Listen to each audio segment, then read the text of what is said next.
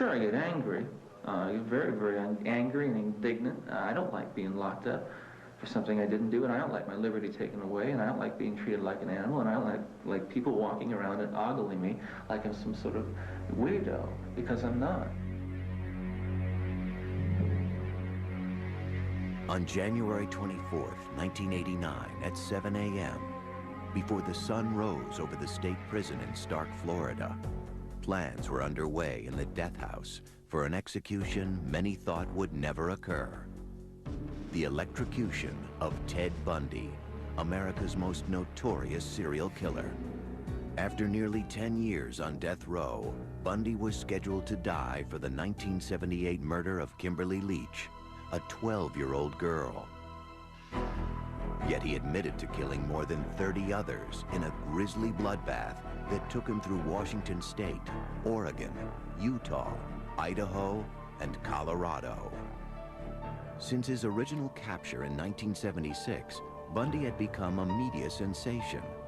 I'll plead not guilty right now. America was mesmerized by the former Boy Scout, college graduate, and law student who, as a rising young Republican, was even a shining star in Washington state politics. The Ted Bundy we knew, before there were any accusations, any charges, any arrests or anything, was a very nice guy. He was a friend of ours. We didn't think he was strange or different. Once he was arrested, Bundy taunted the system. He escaped twice from Colorado prisons while awaiting murder trials there. After his arrest in Florida, he showboated, acting as his own counsel while rapt groupies devoured his every move. He was like a movie star, and if he'd look around, they'd all giggle and nudge each other. And I thought, it never occurs to them that if he were free and he met them on a dark night, they're just the type of potential victim he would be looking for. But Bundy's natural cockiness was now gone as two guards led him to the death chamber. Bundy seemed very resigned to his fate. Bundy seemed startled when he saw the electric chair. Outside the jail, a crowd estimated at 500 avidly awaiting news of his demise chanted slogans like, "Burn, Bundy, burn." They ran electricity through his eyes. 4, 3, 2, 1. At 7:16 a.m., an anonymous executioner pushed the button. 2,000 volts surged through Bundy's body. Within 60 seconds, one of the worst serial killers of all time was pronounced dead. When we came out after the execution, it was almost a carnival atmosphere on the part of some of these people. Cheering, blowing of horns, celebration. He'd had an easier death than any of his victims. Some 35 women may have fallen prey to him. Only he knew the real number, and he carried that with him to his grave. Police believe Bundy's killing spree had begun in 1974, when he was 28 years old, studying law and living adjacent to the University of Washington in Seattle. He made a very, very positive impression. He was very verbal, articulate, intelligent. I guess if I were to characterize him, he looked like a young Cary Grant. But at that time, no one could guess that this clean-cut and good-looking young man was about to begin a series of rapes, tortures, murders, and dismemberments that would shock the world.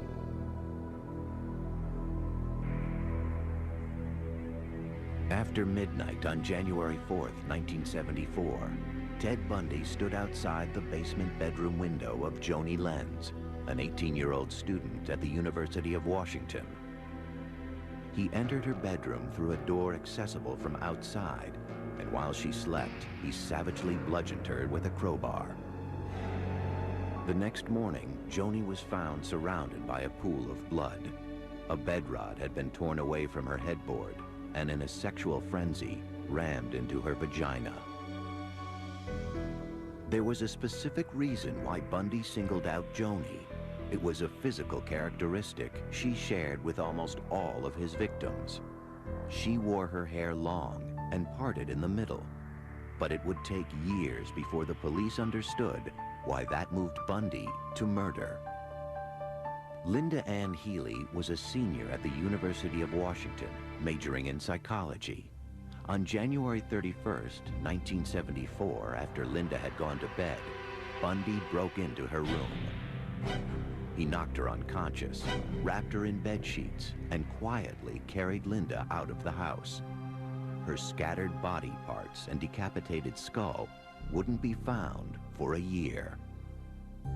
To those who would track him, and those who would later try to understand his crimes, the question remained: how could this charming and intelligent young man commit such unspeakable crimes against people he didn't even know?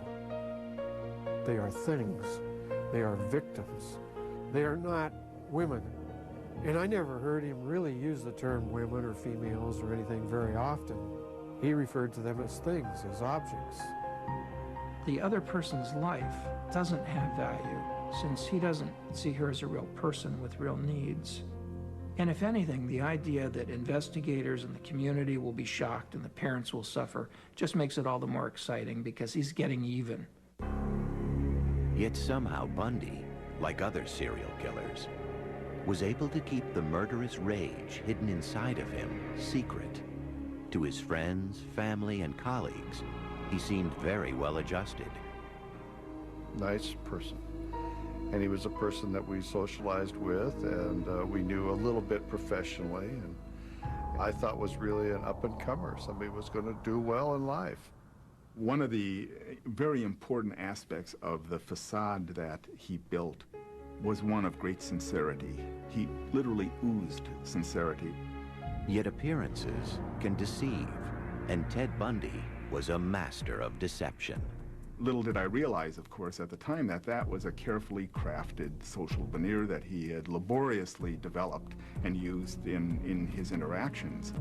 I never saw any aspects of the monster that lurked behind that mask. But by 1974, the monster who lived behind the mask had been there for a long time, perhaps since Ted's earliest childhood. I have always felt that beneath the veneer of a normal childhood was some great hostility toward someone, probably his mother. Police believe that in 1974, Ted Bundy embarked upon a series of grisly murders that began in Seattle, Washington, and over a period of 5 years spread through Oregon, Utah, Idaho, Colorado, and Florida. His rampage took the lives of at least 35 young women. When he was arrested in 1976, one of those most steadfast in his defense was his mother, Louise Bundy.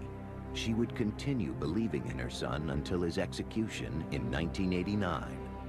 My Christian upbringing tells me that to take another's life under any circumstances is wrong. And I don't believe the state of Florida is above the laws of God. Louise is a petite woman, a very nice woman.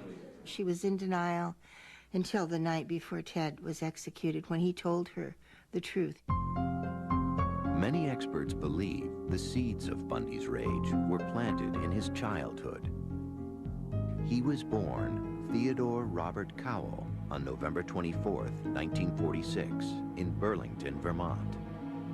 His mother, whose maiden name was Eleanor Louise Cowell, was a prim, modest department store clerk who had come to Vermont from her home in Philadelphia to give birth to her child, a child born out of wedlock. Ted was born illegitimate. He was born in a home for unwed mothers. His mother, I think, was about 23 then. Soon after his birth, Eleanor took Ted back to Philadelphia. It was the beginning of a tragic charade.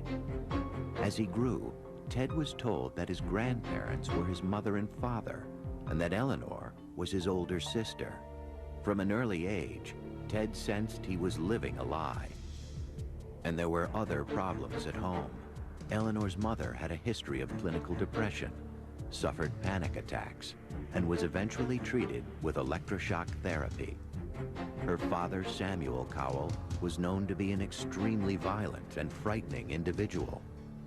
Sam Cowell was evidently a man with maniacal temper who read pornography, who tossed his daughters down the stairs if they slept too late. As he grew into a young man, the confusion over his relationship with his mother would weigh on Ted. Even at the age of 3, there were signs that he was not a well-adjusted child. His teenage aunt was taking a nap, and she woke up to see that he had taken all the knives out of the kitchen drawer and arranged them around her body with the blades pointing toward her. His mother, concerned with this behavior and trying to escape the control of her father, moved with Ted to live near her uncle Jack Cowell and his family in Tacoma, Washington. In later years, Ted said that it was devastating for him to leave Sam, the man he thought of as his father.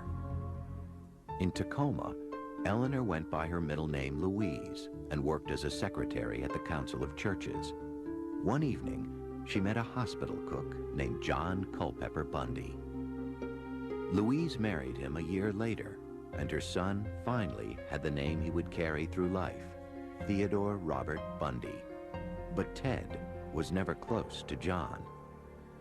He had a lot of conflict with his stepfather, looked down upon his stepfather because his stepfather didn't have a high enough station in life. Despite his new name, Ted still considered himself a Cowell and was drawn to his great-uncle Jack, a cultured music professor at the University of Puget Sound in Washington. Ted wanted to be just like him. It was very important for him to be someone special, to be recognized in some way. Over the next 10 years, John and Louise added 2 brothers and 2 sisters to the Bundy family. But Ted had little to do with them or their father.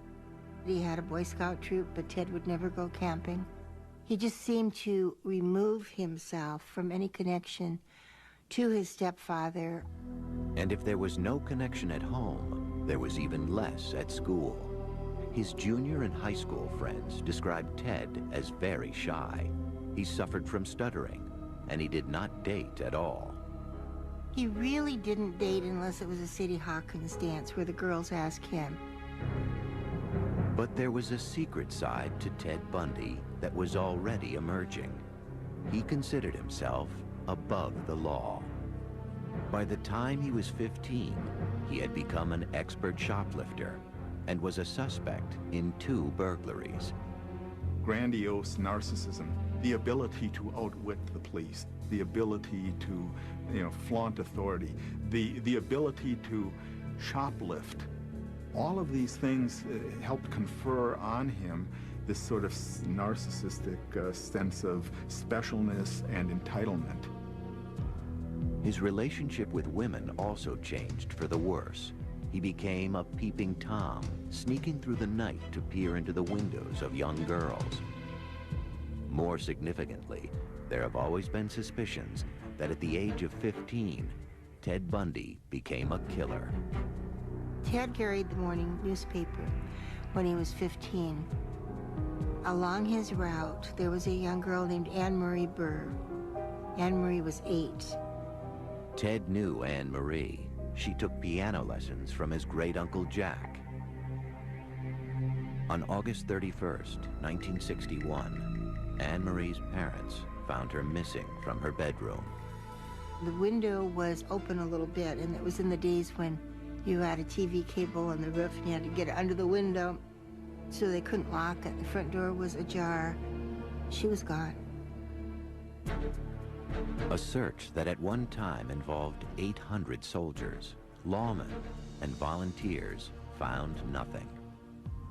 At the time, no one suspected that Ted may have been responsible for Anne Marie's death. In my mind, she was Ted's first victim. And there would be many more. In the mid-1960s, Ted Bundy was a student at Woodrow Wilson High School in Tacoma, Washington. Even though he was smart, good-looking, and friendly, he was awkward with his fellow students, especially the girls. There seemed to be a real defect in this whole notion of how do you build a close, intimate relationship, and some confusion about that. The arena in which he seemed to feel secure was the school and the classroom where he could use his verbal skills, and that's where he tried to manage teachers' impressions.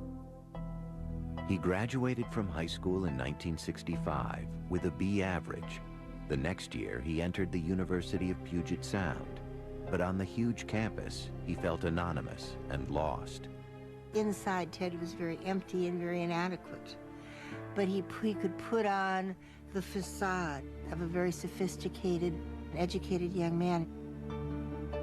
In 1967, as part of the facade, Ted transferred to the University of Washington's Asian Studies program, where he studied Chinese. He also began fabricating a new personality.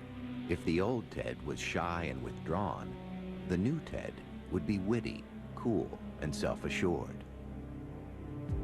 His deception was about to pay off. At the university, Ted met Stephanie Brooks.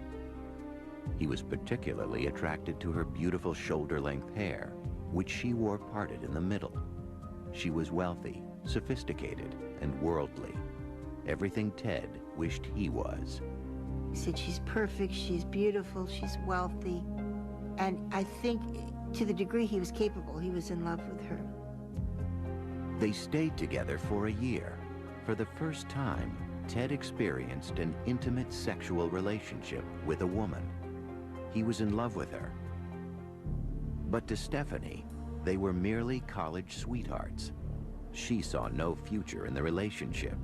She thought Ted was immature. Ted had become obsessed with her, but Stephanie told Ted their romance was over. She told him that he wasn't going anywhere, that he had no ambition, he wasn't organized, he couldn't make plans. Ted was devastated. With his world unraveling, he dropped out of school and decided to visit his relatives back in Philadelphia. His visit had a purpose. He had to answer the question that had always bothered him. Who was he? After checking records in Philadelphia, he traveled to Burlington, Vermont. There in City Hall, he learned something he had always suspected. He discovered that his mother was actually the woman who'd been passing as his sister his whole life. And that has got to rock the world of anybody to find that their roots are not what they thought. There was a great deal of turmoil around his own self-identity and who he was. By all accounts, when he found out that he was an illegitimate child, it was devastating. This man was badly betrayed by a woman, his mother, and learned of that betrayal at the very period when he's still reeling from the rejection by his girlfriend, his first love. Many who have studied Ted Bundy feel it was now that he decided to take revenge on the women he felt had destroyed his life. With an icy resolve, he returned to the University of Washington, took a room nearby, and began studying psychology. He excelled in all his classes and seemed rejuvenated with a new purpose.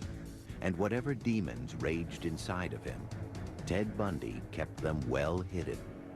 Many people like him have an ability to create compartments in their lives. And this entity, this demon, this depraved monster lived in one of those compartments. As far as anyone knew, Ted's life seemed to be changing for the better. In 1969, he met Elizabeth Kendall, a young divorcee. They began a friendship and then a romance. Very smart, shy young woman. She came up here from Utah. They met in a tavern. She loved him. She loved him unabashedly. His relationship with Elizabeth seemed to work wonders for him, but underneath, he was seething and plotting revenge. If you really have a very negative core in yourself, there's this kind of envy, a need to destroy the beauty in others. And the first one on his list was Stephanie Brooks. He was secretly still talking to Stephanie, hoping to make her fall in love with him again, in order to hurt her, just as she had scarred him. To enhance his image, he became active in local politics, working on the governor's re-election campaign. I thought he was very smart, good at politics. He was good at what he did. He was friendly. In 1971, at the age of 25, Bundy was working in his spare time at the Seattle Crisis Center, manning the suicide hotline phones. Beside him worked soon-to-be author Ann Rule. He was kind, he was very good on the phone, and ironically, we saved lives together. Now, at that point, if anybody had told me that there was anything underneath this perfect surface, I would have said you're crazy. Because we were locked up all alone together in a 4-story Victorian mansion that looked like nothing so much as the house in Psycho. But I felt safe locked inside with Ted Bundy. By 1972, Ted's first real girlfriend, Stephanie, still inhabited his thoughts and his plans. On a business trip to San Francisco, he met with her, and the new Ted Bundy swept her off her feet. And she fell madly in love with him and agreed to marry him. As soon as she agreed to marry him, he dumped her. 2 days later, on January 4th, 1974, Ted Bundy began a 5-year rampage of killing that would horrify the nation. Most of his 35 victims had one thing in common. His ideal victim was a small-framed female, long hair, parted in the middle, style of person, usually pretty good-looking. They all resembled Stephanie Brooks. On January 4th, 1974, just days after severing his relationship with Stephanie Brooks, Ted Bundy began his reign of terror. Over the next 6 months, 8 women disappeared from college campuses in Washington, Oregon, and Utah. I think he was looking for victims 24 hours a day. There were people that he specifically was scoping out, acting like a predator towards, and then there were those that were just happened to be at the right place at the right time for him. His first 2 victims were students at the University of Washington. People like to believe that it was someone from outside. There must be some depraved killer out there in the community who is coming to the campus. Little did we know that the killer was one of us. Even his girlfriend, Elizabeth Kendall, had no idea who Ted really was. From February through June 1st, Carol Valenzuela, Nancy Wilcox, Donna Manson, Susan Rancourt, Brenda Ball, and Roberta Parks all vanished. Nobody had connected any of these cases together. Different police jurisdictions, different states. This was a terrible mystery. I mean, how could these girls suddenly just disappear? One little girl was walking like 30 feet from the back of her sorority to another sorority, and boom, she's gone. How could this happen? Her name was Georgianne Hawkins. Years later, after his capture, Bundy divulged the perverse methods he used to stalk and capture so many of his victims. He preyed upon their kindness by pretending to be injured. The girls he picked were all helping kinds of people. Here's this guy on crutches often, limping along, dropping his books, and he would ask young women, well, could you help me get these to my car? That was the ruse he used on Georgianne Hawkins. As she bent over to put his books into his car, Bundy grabbed a tire iron he had hidden. He hit her over the head and pushed her into the car. He would secure their hands in some fashion, either with handcuffs, strips of sheet, or leather. His seat was missing, so they could lay down in there and no one would ever see him. Bundy usually drove his victims into the deep woods surrounding Seattle. If they survived his attack with the crowbar, he would sexually assault them. From his point of view, The thing that would make for good sex is an attractive woman whom he's going to handcuff, terrorize, and make her believe that she's going to die. Later, on death row, he was asked what it was like to murder someone. And he answered, murder is not about lust and it's not about violence, it's about possession. When you feel the last breath of life coming out of the woman, you look into her eyes. At that point, it's being God. After he was through, he would discard them deep in the forest, but he would return later. He was going back over and over and over again to crime scenes. Not to just destroy evidence or anything, but to do things with those bodies. We suspected he took a whole body home with him because we had one victim that was totally made up with stuff that she never wore. Bundy's use of makeup is simply to make a victim more attractive, but apparently he didn't require it. He went back to decomposed corpses and still had sex with them. To the psychiatric experts who studied him, Bundy was unique, straddling two different categories of serial killers. He is both a sexually sadistic serial killer. He's also a necrophilic serial killer. The common characteristics are perversion, lack of conscience, and a willingness to sacrifice others' lives for one's own sexual pleasure. There's not a lot more to it than that. After at least 8 murders, Ted Bundy was becoming an expert at killing. In July of 1974, his addiction led him to take 2 women in one day.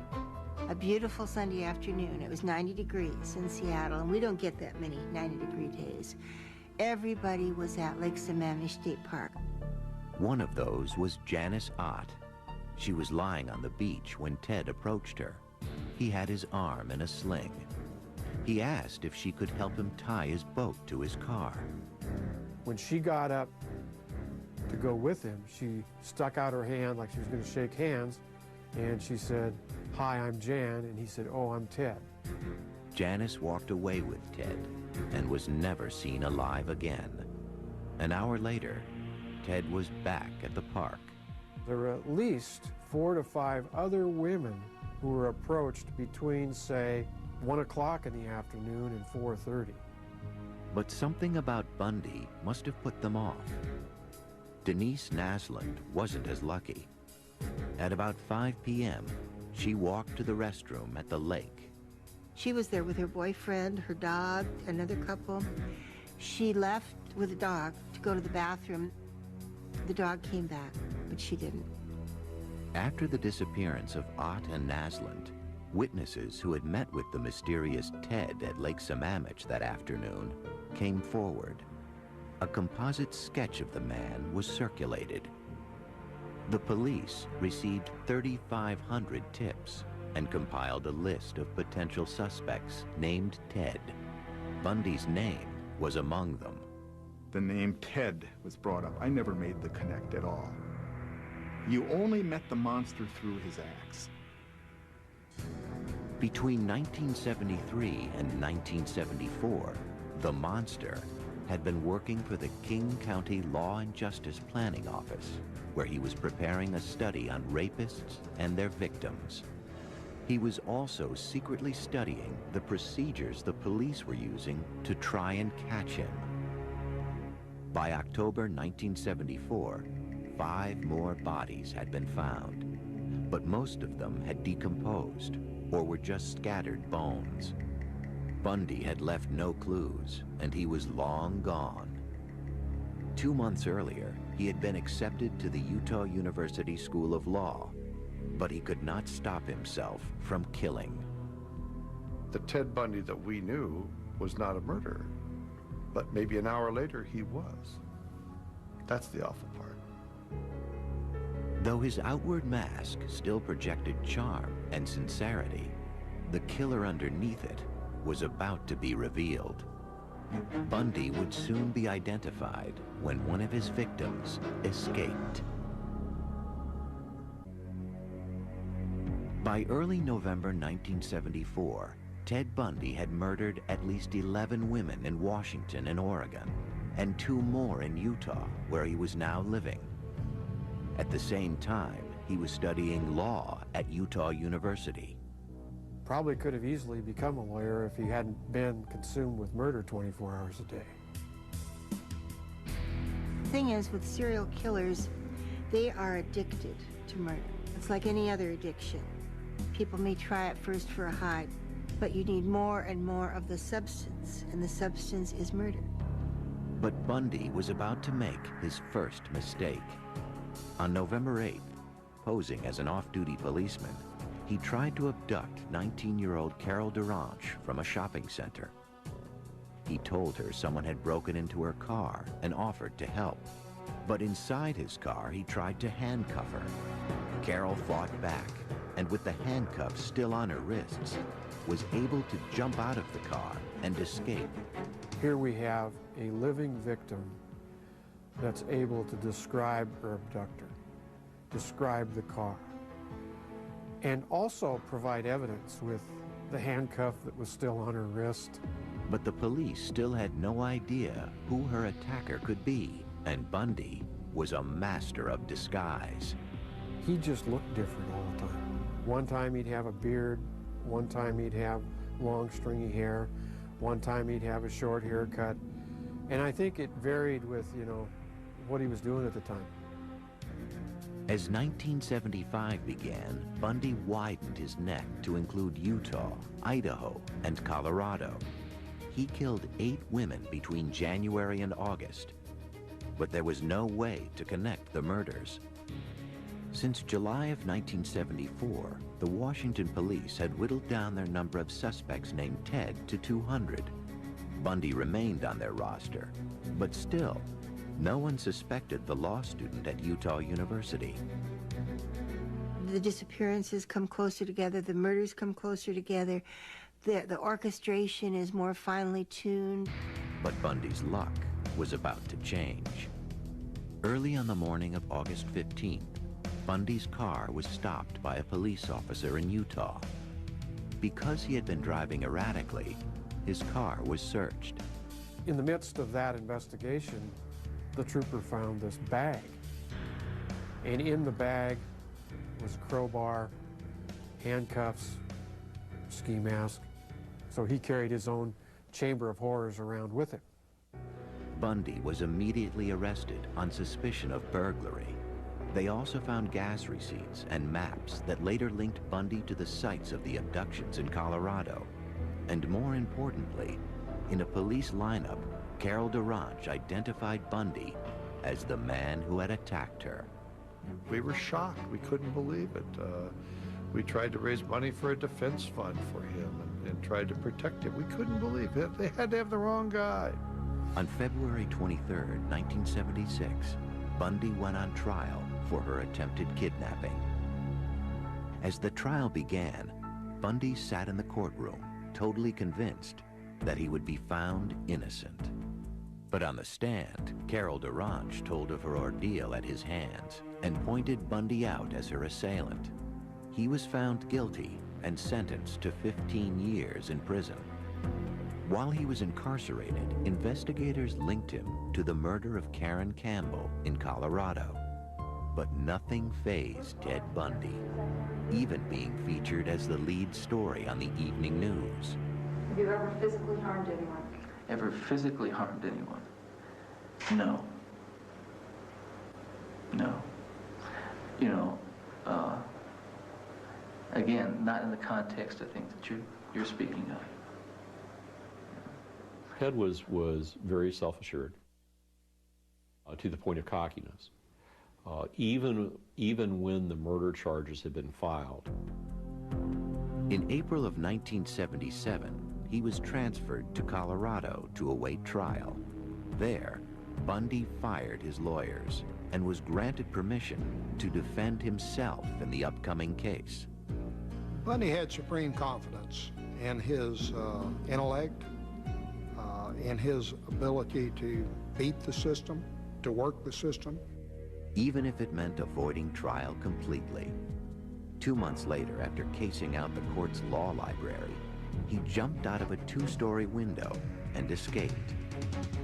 Though captured 6 days later, he wouldn't stay locked up for long. I've matured in the past year. Believe me, I've grown in the past year, and I've learned a lot of things about myself in the past year. My only misgivings is that I might never be in a position to apply it, on the streets where I'd like to apply it. But soon he would apply it. On New Year's Eve, 1977, Ted Bundy shimmied through an air duct of the Colorado jail and walked to freedom. He went through the top of his cell, down through the jailer's apartment, out into a blizzard. Free once again, Ted Bundy would continue to kill. Ted Bundy had succeeded in a spectacular prison escape and had made his way to Florida.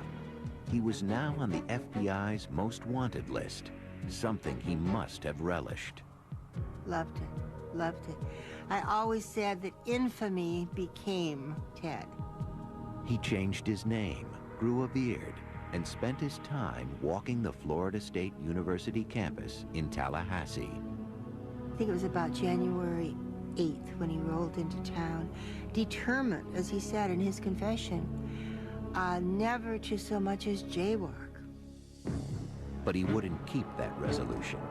Sometime after midnight on January 15, 1978, just 2 weeks after his escape, Bundy entered the back door of the university's Chi Omega sorority house.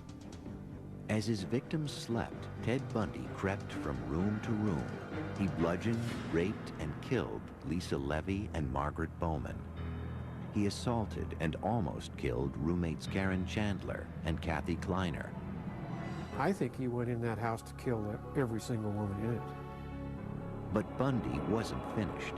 Less than a mile away, he broke into the apartment of Cheryl Thomas. Though he savagely beat her and left her to die, she survived. She was the 5th woman Bundy had attacked that night. It's not something that's causing him guilt because he's free of that. He feels justified and entitled. After what women did to him, why shouldn't he do this to women? 3 weeks later, he would kill again. His victim was 12-year-old Kimberly Leach, an attractive and popular junior high school student. Kimberly was kidnapped, brutally assaulted, and killed. But Bundy's reign of terror was about to end. On February 15, 1978, a patrolman pulled over a VW Bug that had been reported stolen. Ted tried to flee on foot. There was a struggle. There was actually a round fired, and the officer was able to bring Ted into custody. Bundy was arrested and identified. Over the following months, investigators in Florida gathered evidence that tied Bundy to Kimberly Leach's murder and the murders and assaults at the sorority house. Though other states sought to extradite Bundy, his first trial would begin in Florida on July 7, 1979. You gonna represent yourself, or you gonna get another attorney? I'm staying with the man I know best right now, and that's me. Bundy acted as his own defense attorney in the Chi Omega murders. He took depositions of witnesses. He filed his own motions, and I responded to those strictly on a professional basis. But at one point, as he questioned an officer about one of the murder scenes, the jurors had a terrifying view of the real Ted Bundy. He walked toward the jury, and you could see them kind of lean back in their chairs as he approached them. And he asked a few perfunctory questions of the officer, and then asked him to please state with great detail what you saw when you pulled back those sheets. And there was no human being in that building or watching the TV at that time that could have thought anything other than this man wanted to relive that event. 2 weeks later, Bundy was found guilty and sentenced to death for the murders of Lisa Levy and Margaret Bowman. In January 1980, Bundy went on trial for the murder of Kimberly Leach. Again, he was found guilty and sentenced to death. But his execution would not take place for some time. Over the next 9 years, Bundy would appeal his convictions and cheat death by a series of last-minute stays, sometimes only minutes before his sentence was to be carried out. Finally, after countless appeals, Bundy's date of execution was scheduled for January of 1989. To postpone his death, he told authorities that he would provide information on other unsolved cases linked to him. He gives them just enough information to get their interest, to show them that he does, in fact, know what he's talking about. And then Bundy systematically tells these investigators, you need to get with your authorities and have them contact the Florida authorities because I need more time to tell you this. This is all I can tell you today. And I need more time. If you can just get the Florida authorities to agree to more time, I can provide you with all of the details. It was a desperate ploy. It was a last-ditch effort, but even there, I think Bundy, up until the morning of his execution, Bundy really thought that he could postpone the inevitable. But he couldn't. On January 24th, 1989, at the age of 41, Ted Bundy, the articulate, handsome boy next door, a man who had the capability of being virtually anything he wanted, but who instead chose to become a monster obsessed with murder, was executed in the electric chair. The real question isn't how to remember Ted Bundy. The question is how to remember all those girls. You know, right at the prime of their lives. You know, all these kids were 19, 20 years old. They had the world by the tail. They had the future. And how many families were left in just total tragedy and disarray? And unfortunately, we remember Ted Bundy, and I'd much rather remember those girls. Saturday at 8, A&E is issuing you a search warrant. Search for justice on American Justice. We know we have our man. Search for evidence on cold case files. DNA is like the finger of God pointing down. Search for truth on City Confidential. I'm selling sex like other people are selling soda pop. You'll find them all beginning at 8, tonight on A&E.